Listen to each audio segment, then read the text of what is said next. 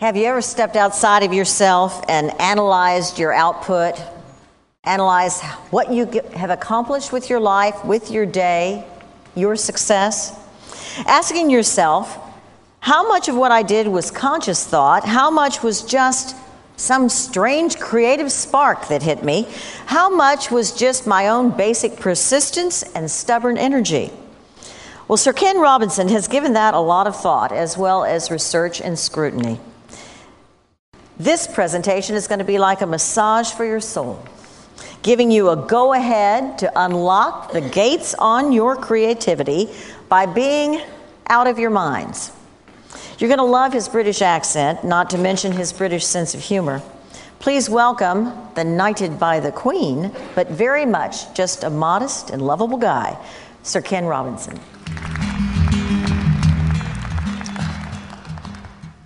Thank you, Shara. Good morning. How are you? I think I am the odd one out, aren't I? I'm not from Houston. I thought I'd better get this over with quickly. I'm not actually from America, but I live in America. So there, frankly. I moved out here 7 years ago.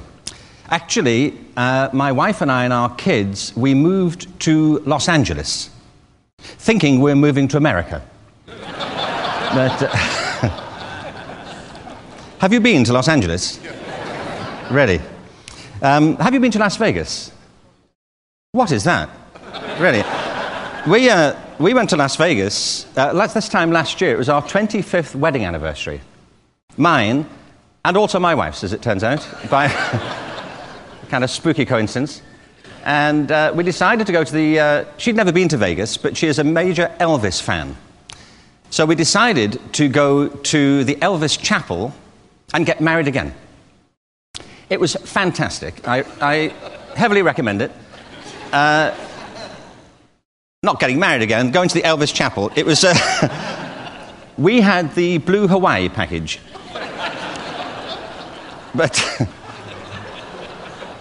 there are others. But we had the Blue Hawaii package. It worked for us. The Blue Hawaii package, you get the Elvis impersonator, Adrian, 4 songs, I think, a hula girl that was optional. I opted for it, for reasons I was very pleased about in the end. And smoke. That was the 4th bullet point, smoke. So as you came into the Elvis Chapel, there was a puff of smoke. That was extra. For another $100, we could have had a pink Cadillac. But we thought that was a bit tacky. You know, really, you know, we thought that was lowering the tone of the entire occasion, frankly. But if you ever go to Las Vegas, there's something rather interesting about it, which is there's no reason for it to be there. Is there? If you think of it, every other city has a reason to be there, with the possible exception of Sugar Land. I don't know, but... I don't know, I've never been here before. It seems a wonderful place. But Las Vegas is really rather extraordinary. Every other city has a reason to be where it is, doesn't it? If you go to London or New York, there's a reason for it to be there. You know, either these cities are in a natural harbour or they're on the bend of a river, you know, so you can raise crops and look after cattle. Or it's on a natural promontory, you know, so you can defend yourself against invaders. None of these things is true of Las Vegas. Nobody is trying to invade Nevada at all, really, so far as I'm aware. It's the only reason it's there is the thing I want you to think about for a few minutes, which is this extraordinary power that we take for granted. I believe it's the only thing that we have that distinguishes us from every other species. And it's a power I want to talk about just a little bit in the few minutes we have. But in advance of it, I want to put a bit of a frame around this. I was fascinated by the 3 presentations we've just had from Robin, hearing also about the way our bodies deteriorate but could be prevented, and what's happening in the internet and in new technology. I really want to try and pull these 3 themes together a little bit, because they, to me, add up to something rather profound. I was in Monterey last year, actually a year before that, at a conference called TED, which is related to this one. And Al Gore gave the speech there that later became the movie Inconvenient Truth. You've seen it, I'm sure. And you can fiddle with aspects of the science, you can dispute this or that, but I think the idea that we are facing a major crisis in our use of the world's natural resources is frankly beyond contention. A whole group of geologists have described the modern period as the Anthropocene.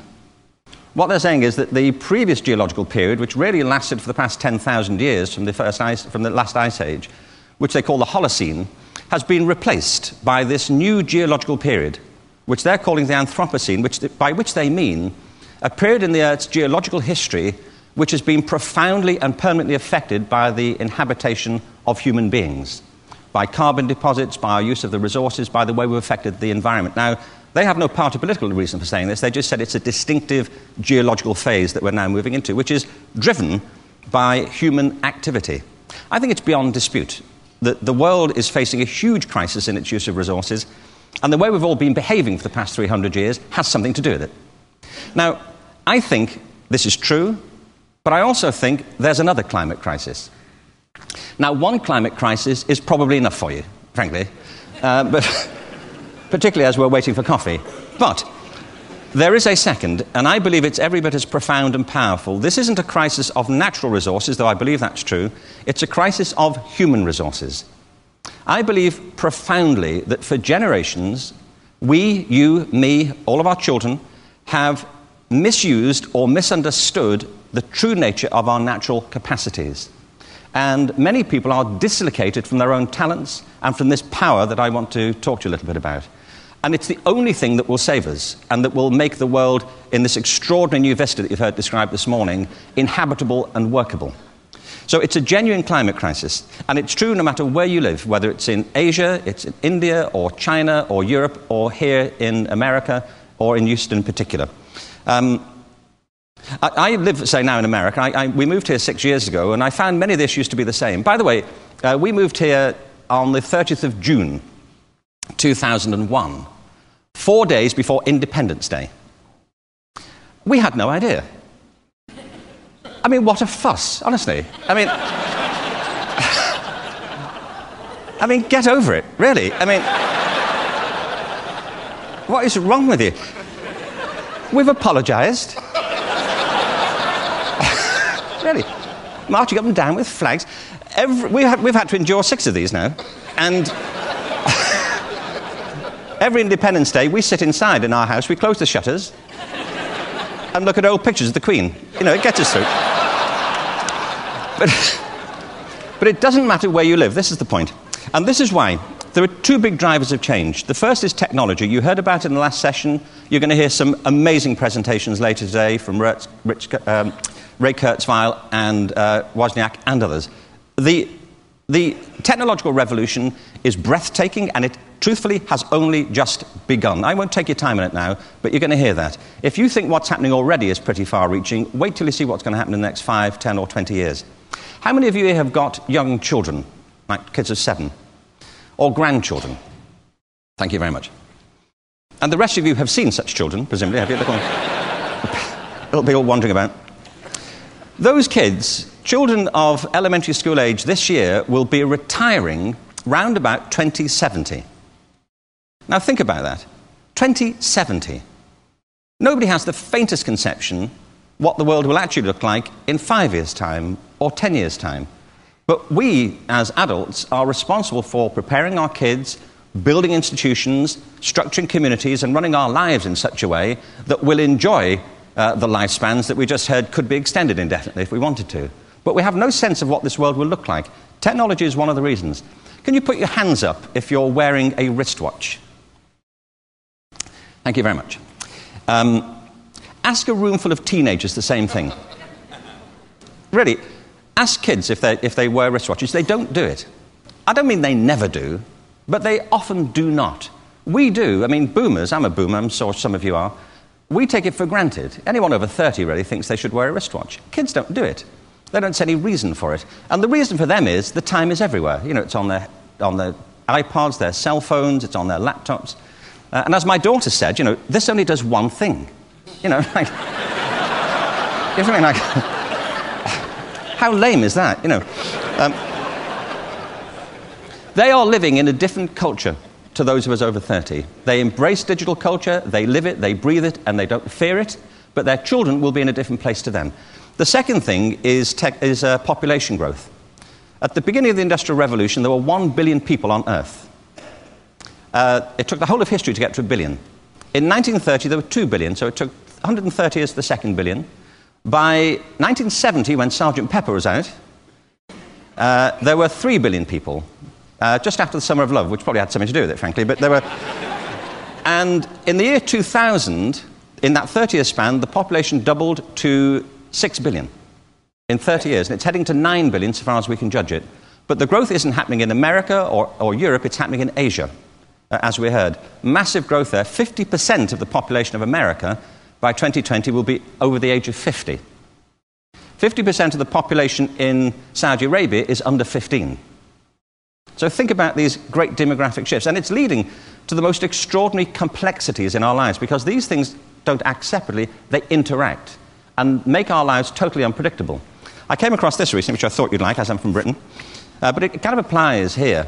It's a comment on the complexity of cultural identity these days. I thought this was great. It said, being British these days is about driving a German car to an Irish pub for a Belgian beer, then on the way home, having an Indian curry or a Turkish kebab, sitting on Swedish furniture and watching American programs on a Japanese TV. And it says, and the most British thing of all, suspicion of anything foreign. Well, these complexities are immense, and they are shifting in different parts of the world. If a girl born in Japan this year has a 50% chance of reaching the age of 90. A girl born in Afghanistan has a 50% chance of not seeing her 5th birthday. The average life expectancy in Botswana for women is 38. Where I live in Los Angeles, it's about 83, I think. But they look 38, you know, it's just... Now, this great growth is happening in other parts of the world, and there's a massive process of urbanization. More people are living in cities than ever before. By the middle of this century, well, actually by 2020, it's estimated that over half this 9 billion population that's coming up will be living in urbanized areas, great, massive, sprawling cities. Japan, Greater Tokyo, currently has a population of 35 million. Greater Tokyo, which is greater than the entire population of Canada, sitting in one place. There may be 20 or more megacities of this sort. Massive strain. So what do we do about this? I believe we have to get back to this power that I mentioned, which is the power of imagination. Now, imagination is something you probably take for granted, and most people do, but it's the most extraordinary capacity we have that differentiates us from every other species in the history of the Earth. It's responsible for language, for art, for science, for technology, for having a memory of the past and an anticipation of the future. It's the essential capacity of humanity. And it's the thing that we most, I think, disregard, especially in education, which is where it has to begin. When I first came to America, I was told that Americans didn't get irony. This isn't true, by the way, but I was told this. I realized it might be true, though, when I was told about the name of this legislation that's aiming to transform education, which is called No Child Left Behind.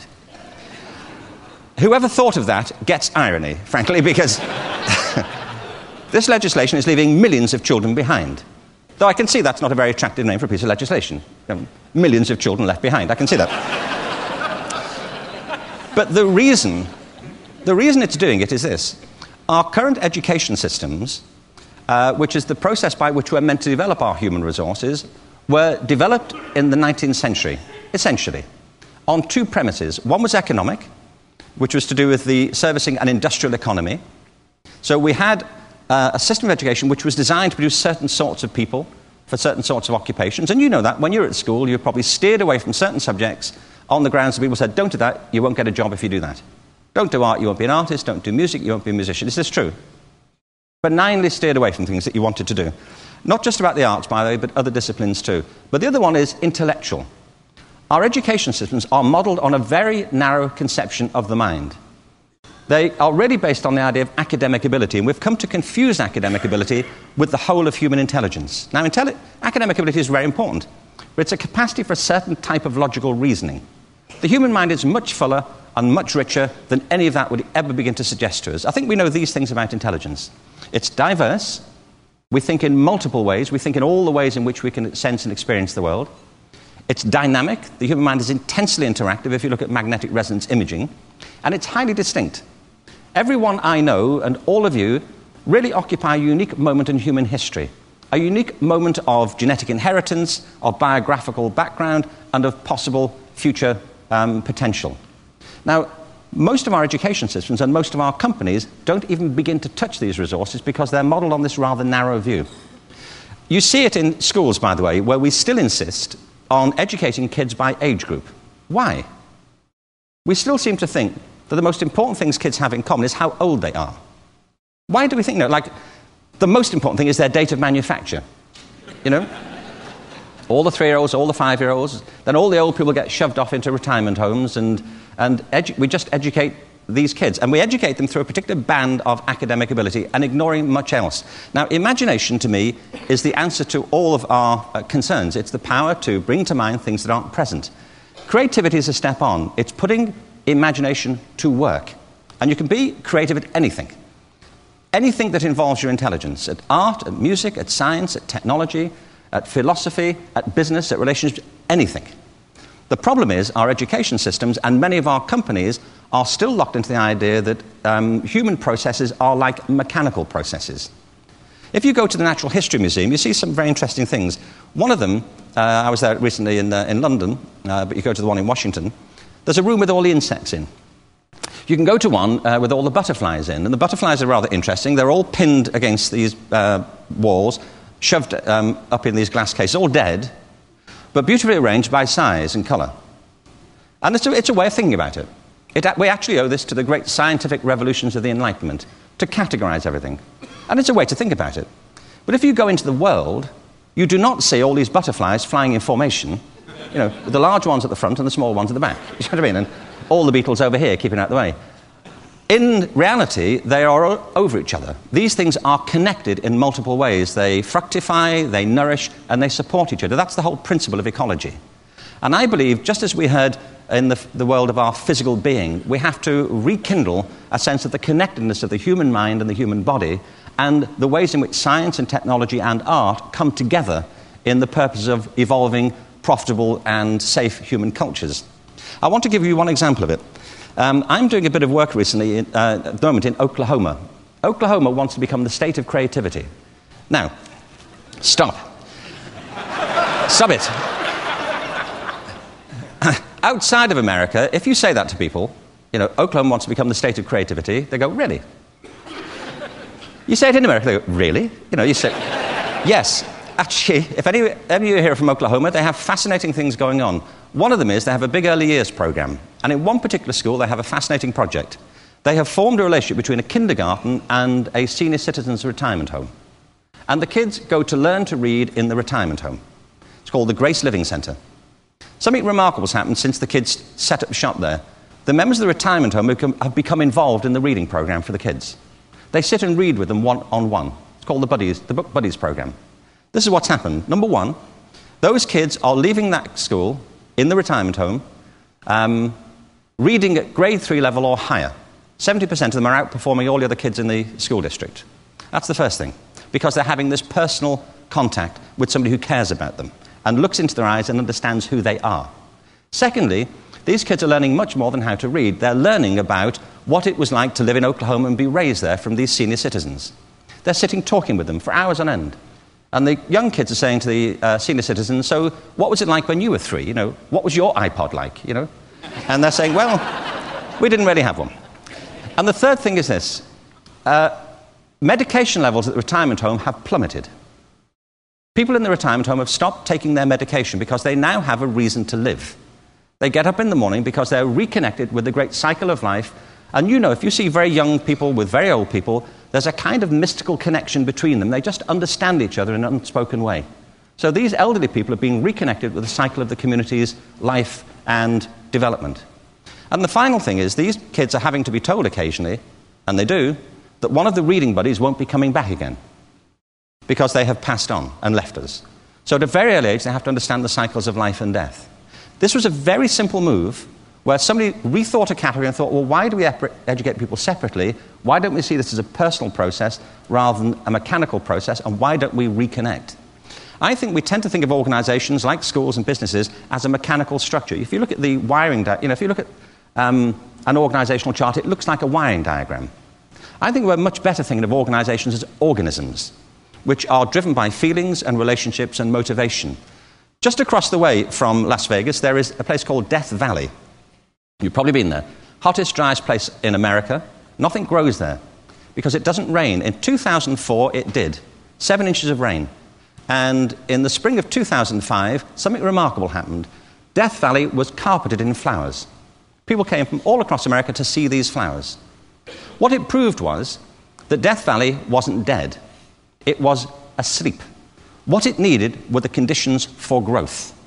And I believe an agricultural metaphor now is a much more powerful metaphor for our future development than the industrial metaphors with which we've grown up. Great farmers don't make plants grow, they provide conditions for growth. Great leaders provide conditions for growth by understanding the nature of people's impulses, their feelings and their motivations, and the holistic way in which they connect with themselves and can with the world around them. I believe that for the future, we have to reconnect with this sort of metaphor because we can't predict the future, but we can at least make the best use of our imagination and creative resources to engage properly with it. One of the great founders of psychology in America was William James. And he said the great insight of his generation was that if you change your attitude, you can change everything. If you change your mind, you can change your life. And if you change your life, you can change the world. And we can all do that, and I believe it's urgent that we all do it. Thank you very much. Sir Ken, before you leave, you're talking about institutional change, starting with the individual. What about the individual, such as the old folks in the nursing home in Oklahoma who saw a great change because the children brought it? What can everybody here in this room today do to unlock the creativity within, to be out of their minds? Just simple steps. What would you suggest? I have no idea. Figured. Who knows? No, I'll tell you. Can I take a minute to say it? Yes. Are you leaving or what? No, I'm just coming over here. Get out of your way. I think it's two things, just to boil it right down. All of us get into algorithms of behavior and thought. We do the same things every day, we think the same way, we look at things in the same way, we perceive things in the same way. What the diversity of intelligence tells us is there are always alternative conceptions available, ways of seeing things differently. Artists look at things rather different from physicists. They may be interested in the same phenomena, but they think about them differently. So part of it is to explore further the reach of your own talents and abilities. I'm doing a new book at the moment called The Element, which is about the nature of human talent and how you discover it. Many people lock themselves down after a while and think, well, I can't do that, it's too late. I never tried that, I'm not going to. Many of the people I know who are the most creative have come to fresh talents in the middle or second half of their lives. I would encourage you to explore your talents properly, change your habits, and the third thing is habitats. If you keep sitting in the same place, in the same building, in the same way, you'll find you often just get your same thoughts reinforced. And the physical environment, the way you relate to other people, has a profound effect on how you think and how you begin to perceive those relationships. So I think it's habits and habitats, if I had to be brief. So you did it by moving to Los Angeles. I did. I came across a wonderful quote from Frank Lloyd Wright not long after I'd moved to Los Angeles, and he said, if you were to turn the world on its side and shake it, everything loose would end up in Los Angeles. And I was loose.